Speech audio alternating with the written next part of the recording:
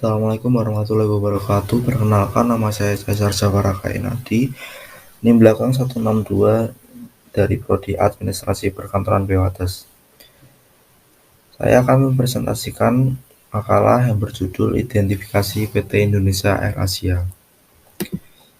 Yang pertama, saya akan menjelaskan tentang Equal Employment Opportunity.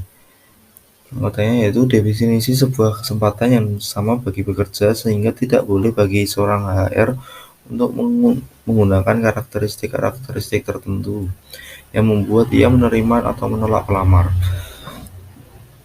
Contoh Equal Employment Opportunity di PT Indonesia Air Asia. Yang pertama, proses seleksi karyawan. Di dalam aspek ini, PT Indonesia Air Asia sendiri membuka lowongan untuk pemilihan calon karyawan tanpa adanya sistem diskriminasi yang mampu memicu terjadinya konflik atau hal-hal yang tidak baik. Akan tetapi, konsep ini merujuk pada tingkatan keterbukaan PT Indonesia Air Asia dalam hal perekrutan pegawai, dengan mengedepankan seluruh masyarakat untuk ikut ambil bagian. Yang kedua, proses rekrutmen. PT Indonesia Air Asia sendiri mengimplementasikan aspek Equal Employment Opportunity ini kepada seluruh masyarakat, tanpa membedakan adanya aspek ras, warna kulit, ataupun perbedaan hal-hal lain yang sehingga industri ini lebih banyak diminati oleh masyarakat. Yang ketiga, pengembangan karyawan. PT Indonesia Air Asia merujuk pada tingkat keterbukaan karyawan yang berkualitas, yang mana jika nilai kinerja sangat signifikan dan sejalan dengan profesi kinerja yang ia lakukan, maka otomatis mampu merubah tingkatan yang ada pada bidang tersebut. Selanjutnya, analisis dan desain pekerjaan. Berfungsi untuk merencanakan kebutuhan SDM dengan menganalisis kebutuhan skill yang dibutuhkan perusahaan. Lewat hasil analisis itulah akan dilaksanakan kegiatan pelatihan karyawan, baik untuk melatih karyawan baru maupun meningkatkan keterampilan karyawan lama. Berikut adalah analisis PT Indonesia Air Asia. Kompetensi awak kabin PT Indonesia Air Asia mengalami penurunan pada tahun 2017. Disebutkan bahwa tahun 2016, angka kelulusan awak calon kabin saat menjalani cek mencapai 94%. Sementara di tahun 2017 mengalami penurunan sebesar 92%. Hasil pelaksanaan inspeksi secara berkala dan menggunakan sistem random dengan cara observasi sejumlah awak kabin didapatkan, sejumlah awak kabin tidak melakukan tugasnya sesuai SOP mengalami peningkatan sebesar 28% di tahun 2017. Selanjutnya, rekrutmen. Menurut Hasibuan, rekrutmen sebagai usaha mencari dan memengaruhi calon tenaga kerja yang akan melamar agar mau melamar lowongan pekerjaan yang ditawarkan suatu perusahaan. PT Indonesia Air Asia memiliki syarat rekrutmen yang memiliki 4 tahapan. Tahap pertama yaitu memenuhi persyaratan. Banyak persyaratan yang harus dicakupi oleh calon-calon pegawai, yang salah satunya adalah batas usia 18 tahun sampai 28 tahun, memiliki sertifikat flight attendant diutamakan A320 untuk experience cabin crew, minimal tinggi badan 160 untuk wanita dan 170 cm untuk laki-laki, dan masih banyak lagi. Yang kedua, jika sudah memenuhi persyaratan di atas, calon-calon pegawai akan melalui tahapan psikotes yang berhubungan dengan pengetahuan yang dikuasai oleh calon-calon pegawai dan menjawab pertanyaan yang dilontarkan HRD. Yang ketiga, tahap wawancara, di mana tahap ini calon pegawai dilontarkan pertanyaan tentang prospek kerja calon pegawai itu sendiri. Yang keempat, tes kesehatan. Calon pegawai akan dicek up riwayat kesehatannya pada diri individu tersebut. Selanjutnya, seleksi karyawan. Proses seleksi yang dilakukan oleh PT Indonesia Air Asia berfungsi untuk memilih calon karyawan yang terbaik sesuai dengan kriteria yang dibutuhkan perusahaan.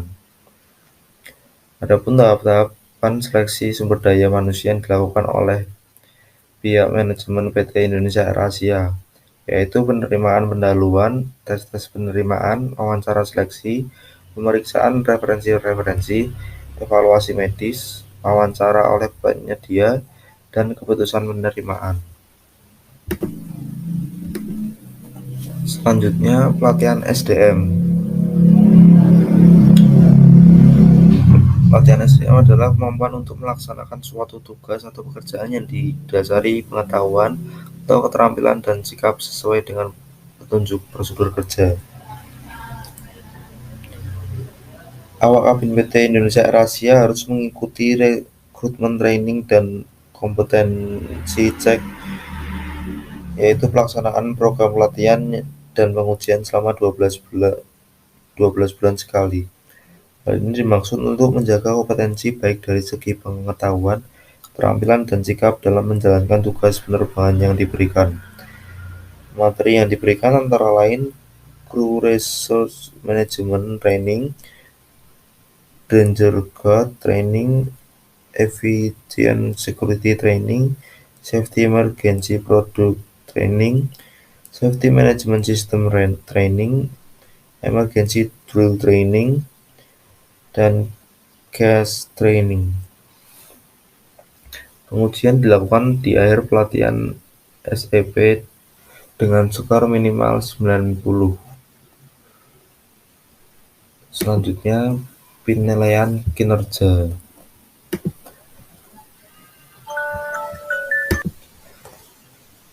Penilaian kinerja adalah suatu proses atau kegiatan yang dilakukan oleh perorangan atau kelompok dalam sebuah perusahaan untuk mengevaluasi dan mengomunikasikan bagaimana karyawan melakukan pekerjaan dengan cara membandingkan hasil pekerjaan dengan seperangkat standar yang telah dibuat dalam suatu periode tertentu, yang digunakan sebagai dasar pertimbangan suatu kegiatan.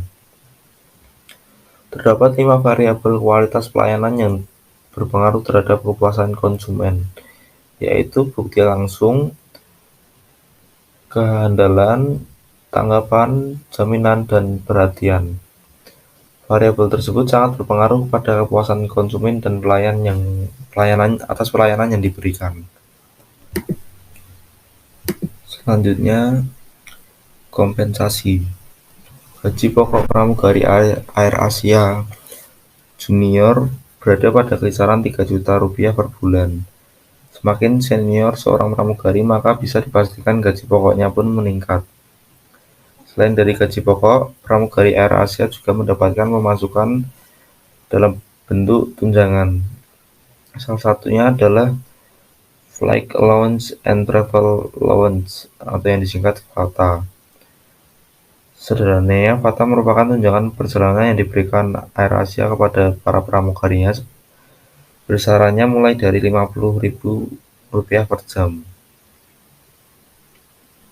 Selain tunjangan FATA, AirAsia juga memberikan tunjangan lain kepada pramugari mereka seperti tunjangan landing, RON yang kepanjangannya Remain Overnight sebesar Rp70.000 per sektornya. Hitungan satu sektor adalah satu rute penerbangan. Selain gaji dan tunjangan, AirAsia memberikan banyak fasilitas seperti tiket gratis. AirAsia tidak ingin ketinggalan maskapai lainnya yang telah terlebih dahulu memberikan fasilitas seperti ini. Fasilitas ini tentunya berlaku pada rute-rute yang dilayani oleh AirAsia. Yang kedua, diskon 90%. Fasilitas ini tidak hanya dimiliki oleh pramugari saja, tetapi juga keluarga inti dari pramugari tersebut. Yang ketiga, menginap gratis di hotel berbintang. Apabila rute yang ditempuh mengharuskan awak kabin menginap, maka akan ditanggung perusahaan. Fisioterapi gratis di kantor AirAsia. Selanjutnya, motivasi dan kepuasan kerja. Masalah motivasi pada perusahaan harus dijadikan fokus yang serius dalam manajemen sumber daya manusia. Perusahaan saat ini haruslah menjadikan karyawan sebagai aset perusahaan, bukan lagi robot produksi semata. Motivasi kerja menurut Hasibuan adalah hal yang menyebabkan menyalurkan dan mendukung perilaku manusia supaya mau bekerja giat dan antusias mencapai hasil kerja yang optimal.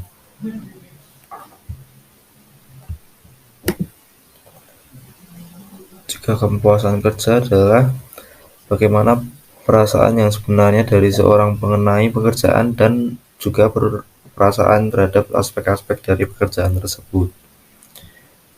Berikutnya, karir dan retensi. Tugas utama seorang awak kabin adalah menjaga keselamatan dan melayani penumpang ketika ada kendala, terutama ketika di dalam kabin pesawat. Hal ini dilakukan supaya konsumen menikmati perjalanan dengan nyaman dan puas. Pada keadaan darurat, awak kabin harus mengambil sikap tenang untuk menjamin keamanan dan keselamatan penumpang. Selanjutnya, manajemen keselamatan, kesehatan, dan risiko.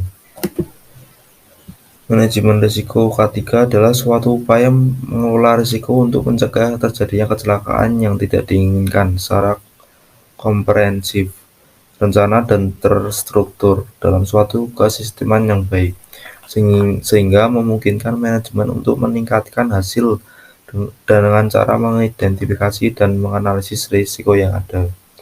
Adapun cara pengendalian risiko dilakukan melalui yang pertama, eliminasi. Pengendalian ini dipilih dengan cara menghilangkan sumber bahaya. Yang kedua, substitusi. Mengurangi risiko bahasa dengan cara mengamati lalu mengganti proses, lalu menggunakan input yang memiliki tingkat risiko yang lebih rendah. Yang ketiga, engineering, yaitu mengurangi sumber bahaya dengan cara rekayasa teknik pada alat mesin, struktur pesawat, dan lingkungan. Yang keempat, alat pelindung diri, yaitu mengurangi risiko bahaya dengan cara menggunakan alat perlindungan seperti sabuk pengaman, emergency oksigen, dan lainnya. Baik, sekian dari saya. Kurang lebihnya mohon maaf. Wassalamualaikum warahmatullahi wabarakatuh. Terima kasih.